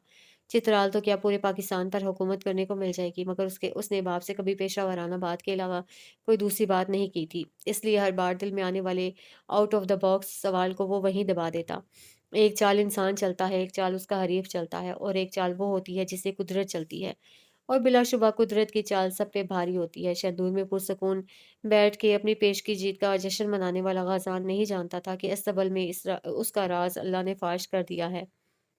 वो पत्थर का मुजस्मा बनी हुई थी, उसकी स्याह फ्रॉक नम होके उसके जिस्म से चिपक गई थी। वो सांस ले रही थी या नहीं, उससे चंद फुट दूर खड़े गाज़ान को नहीं पता था। वो इस हालत में खड़ी थी कि कोई उसे हाथ लगाता, तो वो टूट के किरची-किरची हो जाती। गाज़ान ने सारी कहानी सुनाने के बाद गुल के कंधे से झाँक के पीछे देखा। इबादा मुसलसल अपने हाथ छुड़ाने के लिए मज़ाहमत कर रही थी, उसका मुँह बहुत कस के बाँधा गया था। उसका चेहरा नम था, भवें तनी हुई थी और आँखों में बेतहाशा गुस्सा था। वो मुस्कुराते हुए सीढ़ियों से उठा और कदम-कदम चलता उसके पास आया। गुल का काजल बह के आँखों के नीचे फैल गया था। ये तो हुई माज़ी की कहानी, अब सुनो मुस्तकबिल की कहानी। ग़ज़ान तवक्कुफ़ लेते हुए मुस्कुराया। उसके चेहरे पर जो शैतानियत छाई हुई थी, वो इबादा ने कभी नहीं देखी थी। वो हवास बाख्ता लग रहा था। सेंदूर में यकीनी तौर पर आखिरी दांव इब्तिहाज ही खेलेगा, क्योंकि यूसुफ खान ने खिलाड़ियों को ब्लैकमेल किया है कि अगर उन्होंने इब्तिहाज को जीतने ना दिया तो हम उनके साथ वो सलूक कर सकते हैं जो बहराम के साथ कुछ दिन पहले किया था। बेचारे खिलाड़ी चाहकर भी रुस्तम को नहीं पा सकेंगे। रह गया इब्तिहाज। वो रवानी में कहता सांस लेने को रुका। तो उसके साथ मैं वही करूंगा जो आज से 18 साल पहले तुम्हारे बाप ने गिलगित के रमीज के साथ किया था। वो किसी फाते की तरह कमरे में दाएं बाएं टहलते हुए कह रहा था। गुल को लगा किसी ने गर्म बर्छी उसके पेट में घुसा दी हो। एक अनसुनी सिसकी उसके बंद होंठों के अंदर मादूम हो गई। उसका दुपट्टा सर से धड़ ढलक के कंधों पर आ गया था। बाल गीले होकर मोटी मोटी लटों की शक्ल में कंधों पर फैले हुए थे। मैं उसे घोड़े से गिरा दूंगा, वो इंजर्ड हो जाएगा, उसकी रिप्लेसमेंट में मेरा नया खिलाड़ी जाएगा जो आखिरी दाव खेलेगा। अब तुम दोनों सोच रही होगी कि जब इब्तिहाज इंजर्ड होके मैच से आउट हो जाएगा तो बाकी खिलाड़ियों के दिल में रुस्तम की लालच नहीं पैदा हो जाएगी। उसने बारी बारी दोनों को देखा। ज़रूर होगी। इब्तिहाज के जाने के बाद बाकी खिलाड़ियों की कोशिश यही होगी कि वो आखिरी दाव खेल लें। मगर मुझे कोई परवाह नहीं, क्योंकि इब्तिहाज वाहिद ऐसा बंदा था जिससे मैं किसी भी कीमत पर रुस्तम छीन नहीं सकता था। और जिस तरह का उसका मिजाज है, वो कभी देने पर राज़ी ना होता। जब वो निकल जाएगा, बाकी कोई भी रुस्तम जीते उससे मिल लेना मेरे बाएं हाथ का खेल है। अयारी से मुस्कुराते हुए उससे हल्के से शाने उचकाए। गुल अपनी जगह जम गई थी, आंखों की पुतलियां तक साकित हो गई थीं। वो चलते चलते रुका और पलट के मूरत बनी गुल को अफसोस से देखा। कितनी बार मैंने कोशिश की कि तुम दोनों को रोक दूं, लेकिन तुम दोनों किस मिट्टी से बनी हो। एक गिरती है तो दूसरी संभाल लेती है, दूसरी गिरती है तो पहली संभाल लेती है। میں نے خواب و خیالوں میں بھی نہیں سوچا تھا کہ تم دونوں اس قدر ایک دوسرے پر وار جاؤ گی کہ میرے خود کی طرف افسوس سے اشارہ کیا، میرے خلاف محاذ بنا لو گی۔ وہ حیران بھی تھا اور غصہ بھی۔ اس نے گل کے تھکے ہوئے وجود پر نظر ڈالی۔ گل، کیا تم بھول گئی ہو کہ تم میری کیا لگتی ہو؟ میری منگیتر ہو کہ تمہیں اس بات کی فکر لگی ہوئی ہے کہ رستم ہاتھ سے نہ چلا جائے؟ چلا بھی گیا تو کیا ہو جائے گا؟ پلٹ کر تو میرے پاس ہی آئے گا، اور میں کون ہوں؟ تمہارا ہونے والا شوہر۔ میرا سب کچھ تمہارا ہی تو ہے، پھر کیا ضرورت تھی یہ قدم اٹھانے کی؟ وہ بھی ایک باہر کی لڑکی کے کہنے پر؟ کیا اب باہر والے بتائیں گے کہ ہم لوگ کیسے ہیں؟ تنزیہ نظروں سے عبادہ کو دیکھا۔ وہ خود کو آزاد کرانے کی ناکام کوشش کر رہی تھی۔ تم عبادہ، وہ تیز تیز چلتا اس کے پاس آیا اور پنجوں کے پل اس کے سامنے بیٹھ گیا، ہاتھ میں گن پکڑے رکھی۔ تم تو لاہور سے ہو، بزدل، نازک اور لاڈوں میں سے پلی لڑکی جو حویلی سے ڈرتی تھی۔ تم میں اتنی ضرورت کہاں سے آ گئی؟ ہاں، تم تو صرف باتوں سے قائل کر سکتی ہو، یہ منصوبے کب سے بنانے لگ گئیں؟ عبادت دبا دبا غرا رہی تھی۔ اس کا بس نہیں چل رہا تھا کہ وہ غازان کے کئی ٹکڑے کر دے۔ تمہیں منع کیا تھا نا کہ ہمارے معاملات سے دور رہنا۔ ہم 10 گھوڑوں کو زہر دیں یا پورے استبل کو آگ لگا دیں، تمہیں کوئی لینا دینا نہیں ہونا چاہیے۔ تمہارا کام تھا علاج کرنا، ہمارے نجی معاملات میں مداخلت کرنا نہیں۔ عبادہ نے زور سے کندھے کھینچے، وہ اس پر جھپٹنا چاہتی تھی۔ میں نے مروت کے مارے تمہیں روک کیا دیا؟ تم تو حویلی کو اپنا سمجھ کے بیٹھ گئی۔ اچھا ہوتا اگر اس دن جانے دے دیتا، نہ تم میرے متھے مزید لگتی، نہ مجھے یہ قدم اٹھانا پڑتا۔ وہ ندامت سے کہہ رہا تھا۔ عبادہ کی آنکھوں میں ہلکورے تیر رہے تھے۔ اگر اس سیکنڈ کا 1000واں حصہ بھی ملتا تو غازان کے بیسیوں ٹکڑے کر چکی ہوتی۔ مجھے تم سے کوئی ذاتی دشمنی نہیں ہے مس سلیم، یو آر آؤٹ سائڈر، تم میری ٹارگٹ لسٹ میں کبھی شامل نہیں تھی۔ تم نے خود کو خود ہی ٹارگٹ بنا دیا تھا۔ اگر تم میری بات مان جاتی تو آج اس کمرے میں خود کو آزاد کرنے کے لیے جی جان کی محنت نہ کر رہی ہوتی۔ وہ بار بار کنڈے جھٹک رہی تھی، اس کی کلائیوں کے گرد باریک رسی گوشت میں دھس گئی تھی۔ خون رک گیا تھا، ہاتھ جامنے پڑ رہے تھے۔ اس کی بے بسی بھری مزاحمت، اس کی تڑپ، اس کی سسک دیکھ کے غازان کی مسکراہٹ گہری ہو گئی۔ یہ رسیاں نہیں ٹوٹیں گی، یہ تاریں ہیں، انہیں جتنا تم کھینچو گی یہ تمہارے گوشت میں گھستی چلی جائیں گی۔ اس سے پہلے کہ تمہارا گوشت 2 تہوں میں بٹ جائے، اپنی مزاحمت بند کر لو۔ برہمی اور صفاقیت سے کہتے ہوئے کھڑا ہو گیا۔ میرے پاس اتنا ٹائم نہیں کہ تم دونوں پہ ضائع کروں۔ شندور سے یہاں تک بڑی مشکل سے آیا ہوں، اور صبح ہونے سے پہلے مجھے وہاں پہنچنا ہے۔ تم دونوں یہاں اگلے 2 دن تک قید ہو، جب تک مجھے سرداری نہیں لگ جاتی۔ گن کو پینٹ کے پیچھے اڑستے ہوئے وہ مصروفیت سے کہنے لگا۔ میری بڑی خواہش تھی عبادہ کہ تم اور گل میری سرداری اپنی آنکھوں سے دیکھو، مگر تم لوگوں نے اپنے پیروں پہ خود کو لہاڑی ماری ہے۔ اب یہاں رہو جبکہ پورا چترال میرا نہیں ہو جاتا۔ گل کی دبی سی سسکی نکلی۔ اس نے پلٹ کر اسے دیکھا۔ وہ ہاتھ کی پشت سے آنسو صاف کر رہی تھی۔ اس کے دل کو کچھ ہوا۔ ہمدردی سے چلتے ہوئے اس کے پاس آیا اور نرمی سے اس کے دونوں کندھوں پر ہاتھ رکھ دیا۔ گل، رو نہیں پلیز، تم کیوں فکر کر رہی ہو؟ میں رستم کو بچا لوں گا۔ ابھی میں نے کہا نا کہ میرا سب کچھ تمہارا ہی ہے۔ سرداری کے بعد میں تم سے شادی کر لوں گا، تم میری سردارنی بن جاؤ گی، ہم خوشی خوشی رہیں گے۔ پلیز اس طرح خود کو اذیت مت دو۔ وہ فکر مندی سے اس کے آنسو پہنچنے لگا تو گل نے بے دردی سے اس کے ہاتھ جھٹک دیے۔ غازان نے گہری سانس لی۔ میں جانتا ہوں تم ناراض ہو، مگر مجھے پورا یقین ہے تم مجھے معاف کر دو گی، کیونکہ میں نے جو کچھ کیا ہے نا، تمہارے لیے کیا ہے، ہمارے مستقبل کے لیے کیا ہے۔ گل نے متورم آنکھیں اس کی طرف اٹھائیں۔ اس کی آنکھوں کا نیلا بٹن سفیدی میں بھیانک لگ رہا تھا۔ یہ سب تم نے رستم کے لیے کیا ہے نا؟ گل کے لب بمشکل ہلے۔ نہیں، ہمارے لیے کیا ہے، ہم دونوں کے لیے۔ تم نے جو کچھ کیا ہے اب تک سب میرے خلاف کیا ہے۔ مجھے کچھ میرے لیے ہوتا ہوا کیوں نظر نہیں آ رہا غازان؟ وہ پر شکوہ نظروں سے اسے دیکھ رہی تھی۔ کچھ پل کے لیے غازان لاجواب ہو گیا۔ ابھی حالات بکھرے ہوئے ہیں، صرف 2 دن تک صبر کرو۔ جب سب ٹھیک ہو جائے گا تو تمہیں سمجھ آ جائے گی کہ میں نے سب تمہارے لیے کیا ہے۔ نہیں، اس نے نم سی سانس کھینچی۔ میرے لیے نہیں کیا، اپنے لیے کیا ہے۔ ایسا نہیں ہے گل، مجھے کوئی وضاحت نہیں دینی۔ اس نے انگشت اٹھاتے ہوئے وارن کیا۔ تمہیں رستم چاہیے نا، رکھ لو، مجھے نہیں چاہیے۔ تمہیں ابتہاج کے ساتھ بھی وہ سب کرنے کی ضرورت نہیں ہے۔ میں علل اعلان خود رستم کو تمہارے حوالے کر دوں گی۔ وہ بہت ٹوٹے ہوئے لہجے میں کہہ رہی تھی۔ میں مانتا ہوں کہ میں نے غلط طریقہ اپنایا ہے، مگر میری نیت بری نہیں ہے۔ میں کچھ نہیں سننا چاہتی۔ وہ ایک قدم پیچھے ہو گئی۔ ہم یہاں رہ لیں گے، تم چلے جاؤ شندور، میں نہیں آؤں گی وہاں، نہیں کھیلوں گی پولو۔ وہ پھوٹ پھوٹ کر رو پڑی۔ صرف اس کا دل جانتا تھا کہ اس وقت وہ کتنی تکلیف کے کتنے مرحلوں سے گزر رہی ہے۔ غازان اس کی طرف بڑھنا چاہتا تھا، مگر تبھی پینٹ کی جیب میں رکھا اس کا فون بجا۔ اس نے رک کر فون نکالا۔ اسکرین پہ نعیم کا نام آ رہا تھا۔ اس نے انگوٹھا پھیر کے کال اٹھائی۔ کہاں ہو غازی؟ جلدی واپس پہنچو، لوگ تمہارا پوچھ رہے ہیں، نعیم سرگوشیانہ انداز میں کہہ رہا تھا۔ آ रहा हूँ बाबा, उसे तायदी अंदाज में कहते हुए फ़ोन काट दिया। गुल अब सतून के साथ नीचे बैठ गई। वो टाँगों के गिर्द हाथ बाँधे, चेहरा छुपाए हिचकियों से रो रही थी। वो लब भेंचता हुआ उसके सामने बैठ गया। मैं तुमसे वादा करता हूँ गुल, ये आखिरी बार तुम रो रही हो। इसके बाद मैं तुम्हें रोने का कोई मौका नहीं दूँगा, नरमी से उसके सर पे रखते हुए बोला। गुल ने सर को झटका देकर उसका हाथ हटा दिया। उसका हाथ हवा में मोहल्लिक रह गया।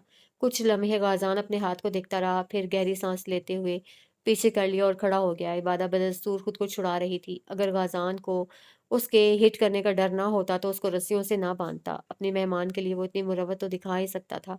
चंद कदम पीछे लेने के बाद वो मुड़ गया। चलो अजीम, असलहा बरदार को हुक्म देते हुए वो सीढ़ियों की तरफ बढ़ गया। छत से पानी कतरा कतरा टपक रहा था। नीचे सैलाब बने फर्श पे बूंद गिरती तो चारों तरफ के गोल दायरे बन जाते। वो दीवार के साथ टेक लगा के बैठी हुई थी। इबादा ने गुल के हाथ और गुल ने उसके खोल दिए थे। वो खामोश थी, टैंकों में रहने वाली सिपाहियों की तरह, जो 20-25 दिन तक आसमान नहीं देखते और जब बाहर देखते हैं तो रोशनी से बेहोश हो जाते हैं। जर्द बल्ब इसी तरह फड़फड़ा रहा था। कमरे में मौजूद बदबू बरकरार थी। फर्श पे पानी इस कदर था कि उनके पैर डूबे हुए थे। इबादा अपनी कलाई के गिर्द बने रस्सी के निशान पे उंगली फेर रही थी। मैंने कल की पूरी रात अस्तबल में गुजारी थी गुल, में हवेली नहीं आई थी। वो खुश्क लहजे में कहने लगी। मैं आ ही नहीं सकी। जब मुनीब खान ने मुझे गाजान की सारी कहानी सुनाई तो मैं अपनी जगह से हिल भी नहीं सकी। हवेली आना तो दूर की बात है। गुल ने आंखें उसकी तरफ घुमाई। इबादत तकलीफ में थी लेकिन उससे ज्यादा नहीं। उसकी तकलीफ बहुत ज्यादा थी। मुझे हमेशा से ही शक था कि ये सब गाजा ने किया होगा। इतनी बड़ी गेम इब्तिहाज की बस की बात थी ही नहीं। तुम्हें पता था? इबादा ने चौंक के उसे देखा। मैं बचपन से दोनों के साथ बड़ी हुई हूँ। मैं अच्छी तरह जानती हूँ कि दोनों के दिमाग, मिजाज और नीयतें कैसी हैं। जब घोड़े बीमार हुए तो मुझे ये हकीकत समझने में देर नहीं लगी कि ये सब एक मुकम्मल मंसूबे के तहत हुआ है। एक सोची समझी साजिश रचाई गई थी। भला अचानक महज शंदूर के घोड़ों को रातों रात को छोड़ जाना इत्तेफाक कैसे हो सकता था? अगर तुम्हें पता था तो तुमने मुझे क्यों नहीं बताया? इबादा ने शिकवा करते हुए पूछा। किस बारे में? कि तुम्हें गाज़ान पे शक है? क्या तुम्हें कभी उस पे शक हुआ था? उसने दूबदू पूछा। इबादा को चुप लग गई। गुल्लू उसकी खामोशी पे नरमी से मुस्कुराई। मैंने भी इसीलिए अपने शक को झटक दिया था क्योंकि मेरे नज़दीक गाज़ान कभी ऐसा कर ही नहीं सकता था। तुम खुद सोचो, अगर मुनीब खान तुम्हें सच्चाई ना बताता तो तुम खुद से कभी गाज़ान का पर्दाफाश कर सकती थी? गुल ने सर घुमाकर उसे देखा। इबादा के चेहरे पर तकलीफ भरे आसार आ गए। गाज़ान का मीठा लहजा, नरम खोर, फिक्र करता अंदाज याद आने लगा। भला इस खुशी खिलाकी सादे और कभी चेहरे के पीछे छुपे बदमाश और जालिम इंसान को वो कैसे ढूंढ सकती थी जब तक कि वो खुद सामने ना आता। उसकी बनावटी अच्छाइयों के पीछे उसके असल मिजाज को तस्वीर करना वाकई मुश्किल काम था। लोग अच्छाई के साथ पर्दों में छुपे होते हैं, गाजान 8 पर्दों में छुपा हुआ था। मोहब्बत, अपनायत, फिक्र, नरमी, इखलाक, अदब, दोस्ती और हमावक्त मुस्कुराहट के 8 पर्दे उसकी अयार शख्सियत को ढांपे हुए थे। वो एक-एक करके भी इन पर्दों को चाक नहीं कर सकती थी। गुल ने हाथ बढ़ाकर उसके उसके हाथ पर रख दिया। परेशान ना हो इबादा, उसे रुस्तम चाहिए ना, उसे लेने दो, मुझे नहीं चाहिए। इबादा ने दुख से उसे देखा। वो अपने फैसले पर मुतमईन थी। तुमने कहा था ना कि अगर माँ को इंतखाब दिया जाए कि वो अपने बच्चे को उसे अपने बच्चे को कटी हुई हालत में वापस रखना है या सालिम सलामत हालत दूर दूर में, तो वो हमेशा किसका इंतखाब करेगी? उसने सवालिया नज़रों से इबादा को देखा, फिर नरमी से मुस्कुराई। मैंने सालिम सलामत हालत में दूर का इंतखाब किया है क्योंकि मैं चाहती हूँ कि रुस्तम सलामत रहे, चाहे जिसके पास भी रहे।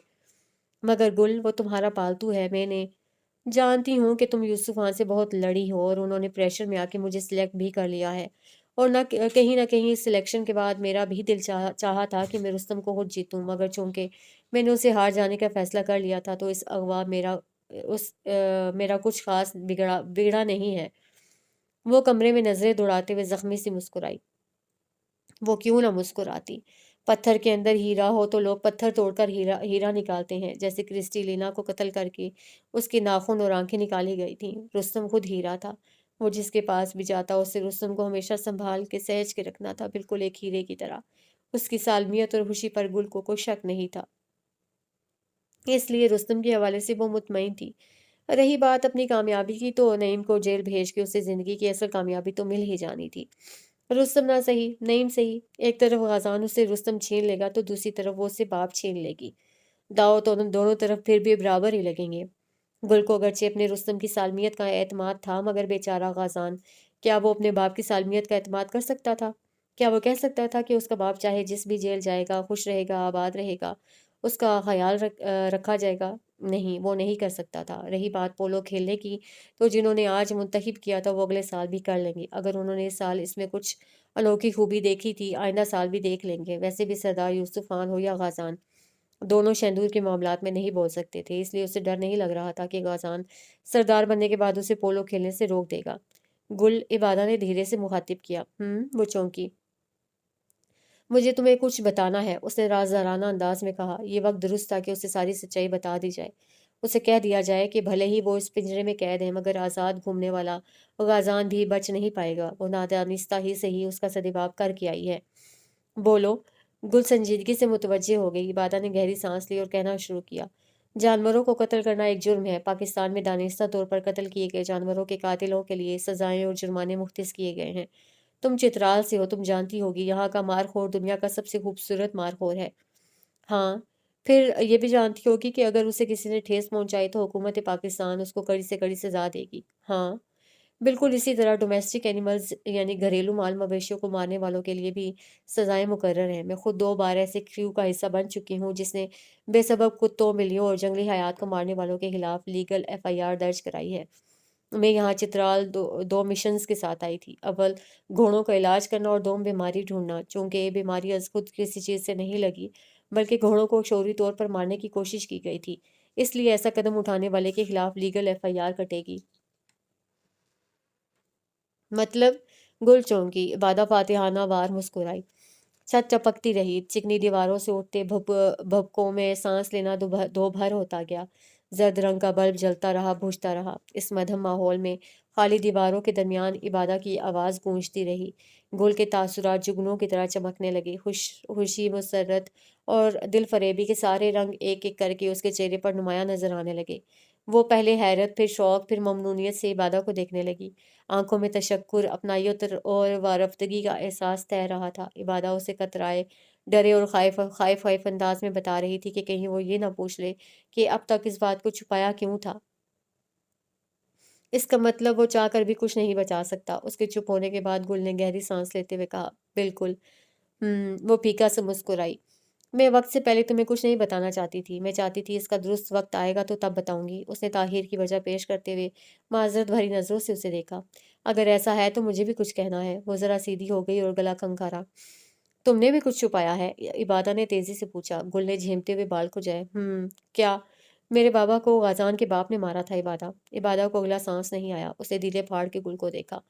داجی نے بابا اور نعیم چچا کو سرداری کے لیے نامزد کیا تھا۔ ان کی شرط گلگت سے پولو کا میچ جیتنا تھا۔ جس بیٹے نے زیادہ گول داغے وہی سردار ٹھہرنا تھا۔ بی جان نے داجی کو منع کیا کہ دونوں بیٹوں کے مابین اتنا جان لیوا مقابلہ نہ کرائیں، وہ دونوں ایک دوسرے کو نقصان پہنچا سکتے ہیں، لیکن داجی نے کہا کہ سب کے سامنے وہ کیا کر لیں گے، جو کریں گے ہم دیکھ لیں گے۔ جس دن مقابلہ تھا اس دن دوسرے مرحلے میں عالیہ بیگم کا بھائی اپنے گھوڑے سے دانستہ طور پر گرا۔ بابا کی بلوری غلطی سے اس پر چڑھ گئی، اس کی گھوڑی کی لگام رمیز کے گردن کے گرد بندھ گئی اور بلوری اچانک مچل گئی، جس پہ وہ سر پر دوڑنے لگی۔ رمیز کی گردن میں پھندا تھا۔ بلوری کی 2 جست کے بعد رمیز کی موت ہو گئی۔ بابا نے اس وقت بلوری کو بہت قابو کیا، لیکن وہ قابو نہیں ہوئی۔ رمیز کی موت لکھی ہوئی تھی۔ وہ پانی کی تہ پر ہاتھ پھیر رہی تھی جیسے ماضی کی گرمٹ یادیں مٹا رہی ہو۔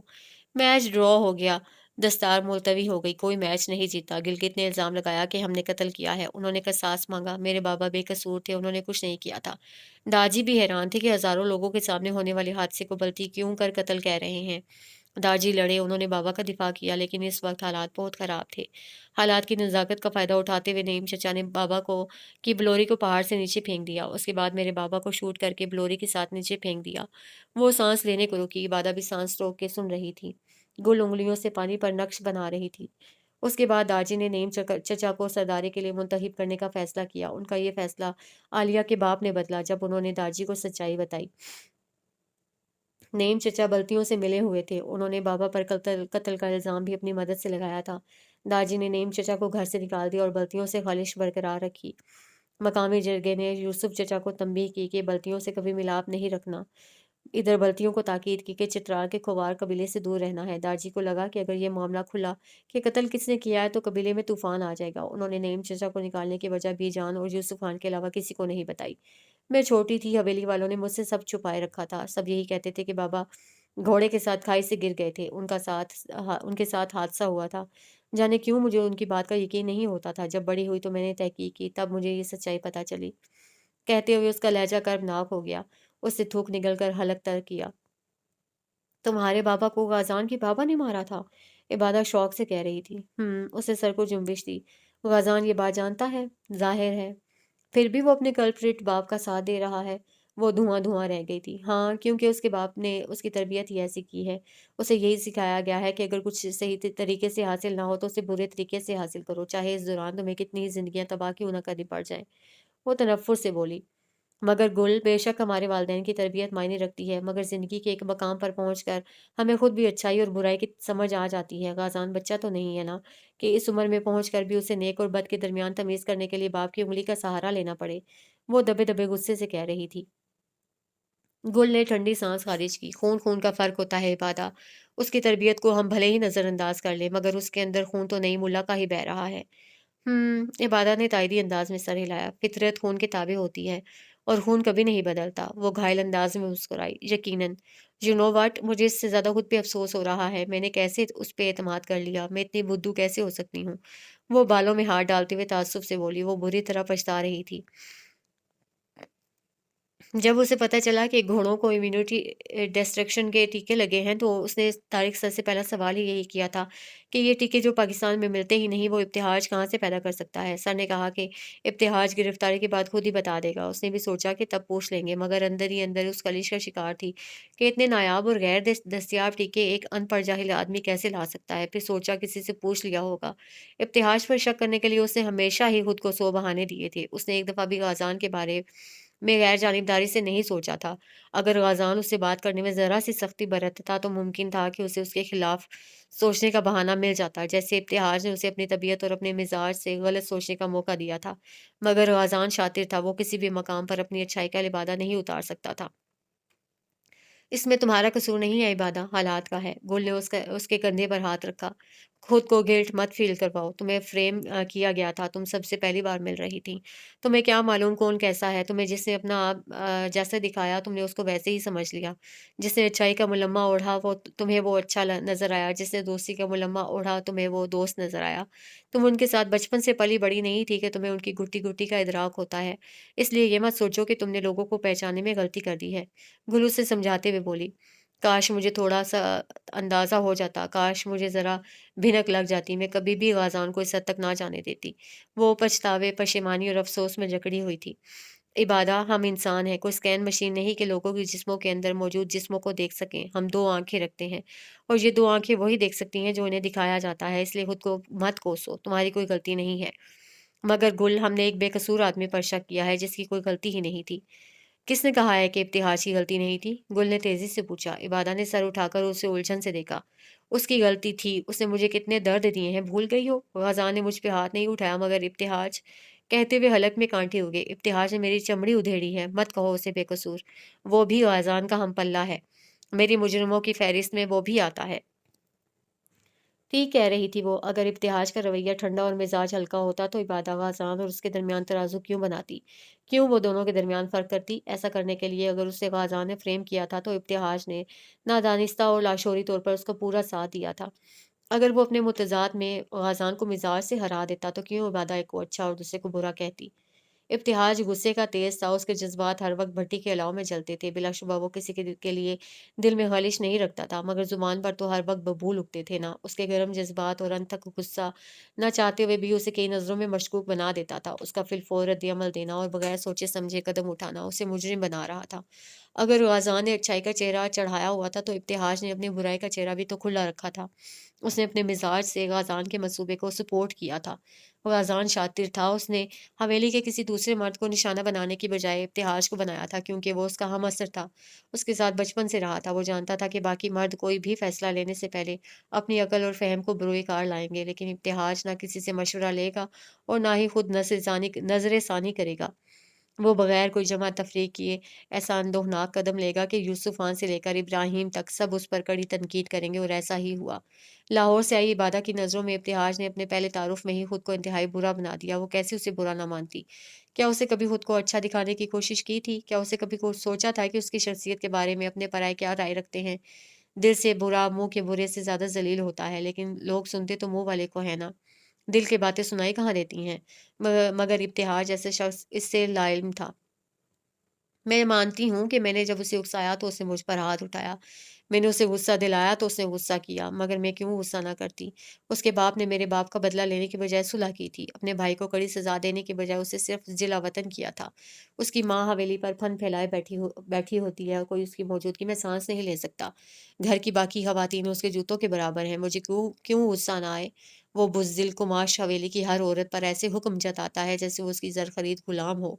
वो नाक चढ़ाकर करोफर से कह रही थी। उसकी आँखें सामने दीवार को देख रही थीं। मुझे उससे अवामी बैर नहीं है, ज़ाती बैर है।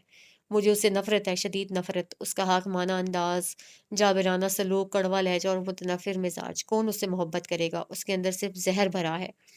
तल्ख़ और कड़वा ज़हर, जिसने उसे इस कदर बद-इख़लाक़ बना दिया है कि कोई भी उसके मत्थे नहीं लगना चाहता। मगर उसने तुम्हारे गाज़ान जितना बुरा नहीं किया। गाज़ान ने तुम्हारी रूह पर वार किया है और इब्तिहाज ने जिस्म पर। तुम्हारे जिस्म के दाग मिट जाएंगे गुल, मगर रूह के दाग कैसे मिटाओगी? इबादा उसे दुख से देख रही थी। गुल ने गहरी सांस ली। चोट चोट होती है इबादा, चाहे जिस्म पे लगे या रूह पे। दोनों के दर्द का मरकज दिल होता है। यहाँ सीने पर हाथ रखा। यहाँ से टीस उठती है। मैं खुद को मिली तकलीफ को लेकर दोनों का मुवाजना कतई नहीं करूंगी। मेरे लिए दोनों यकसा हैं। वो बेरहमी से कह रही थी। इबादा ने उसे दबा-दबा इत्तफ़ाक किया। अपनी जगह गुल भी ठीक थी। ग़ाज़ान हो या इब्तिहाज, दोनों ने उसे बराबर दुःख दिए थे। इब्तिहाज की लुग़त में नज़रअंदाज़ करने नाम का कोई मरकब नहीं था। वो अपना बदला लेता था, लेकिन उससे जिस पर उसका बस चलता है, और हवेली की ख़वातीन से बढ़कर उसका टारगेट भला कौन हो सकता था? बाकी की औरतें तो सर झुकाकर उसकी सरासमगी के आगे ताबेदारी दिखा देती थीं, मगर गुल चूँकि अपने हकूक़ के लिए आवाज़ उठाना और अच्छे और बुरे में तमीज़ करना जानती थी, इसलिए वो उसके किसी भी नाजायज़ बात का धड़ल्ले से जवाब देती थी, जिससे वो इब्तिहाज की नज़रों में बैड टारगेट बनती चली गई। बुरी टारगेट बनने के सबब उसने इब्तिहाज से अनदेखी दुश्मनी मोल ली थी। दोनों के दरमियान बात-बात पर महाज़ खुल जाते थे। इब्तिहाज अपने मिज़ाज से मजबूर होकर गुल को झुकाने पर मजबूर करता, जबकि गुल अपने मिज़ाज से मजबूर होकर सर उठाए रखती। जब दोनों के मुतज़ाद मिज़ाज मिलते तो अक्सर हवेली के बर्तन बजते रहते। दोनों के दरमियान 36 का आंकड़ा लगा होता था। अगर दाजी ज़िंदा होते तो लॉन में मौजूद अखाड़े में हर वक़्त इब्तिहाज और गुल लाला को गुत्थम-गुत्ता पाते। इबादा ने हाथ उसके गिर्द हमायल कर लिए। गुल ने आहिस्ता से उसका सर थपका।